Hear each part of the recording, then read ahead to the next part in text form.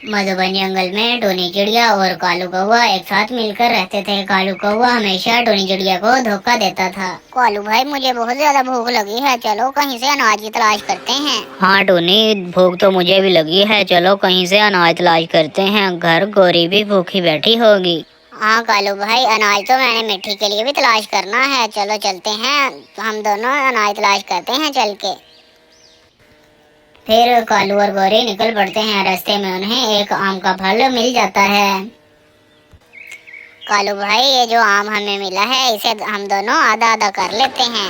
अरे नहीं टोनी, इसका क्या आधा आधा करेंगे, मुझे मेरा फल मिल गया है, तुम अपने लिए कुछ तलाश कर लो जाके।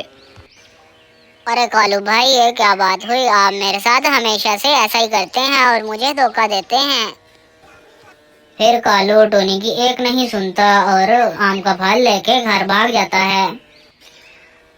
गंदा कौवा, दुष्ट कौवा, ये हमेशा मुझे धोखा देता है, आइंदा मैं कभी इसके साथ नहीं आऊंगी। फिर टोनी चिड़िया खाली हाथ निराश होकर घर वापस चली जाती है। गौरी, ये देखो मैं तुम्हारे लिए कितना मीठा फल तलाश करके लेके आया हूँ। कालू, मुझे पता चला है तुम टोनी चिड़िया के साथ अनाज की तलाश में जाते हो। हाँ तो इसमें क्या बड़ी बात है, टोनी चिड़िया के साथ जाता हूँ तो तुझे इससे क्या मसला है, मैं जिस मर्जी के साथ जाऊँ। कालू, तुम अब टोनी चिड़िया के साथ गए तो मैं ये घर छोड़ के चली जाऊंगी।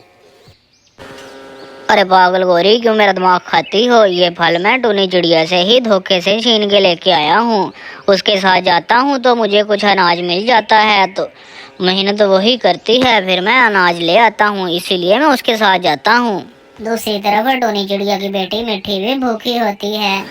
माँ, आज भी आप खाली हाथ घर वापस आ गई हैं, मुझे बहुत भूख लगी है, मुझे कुछ खाने के लिए ला दें।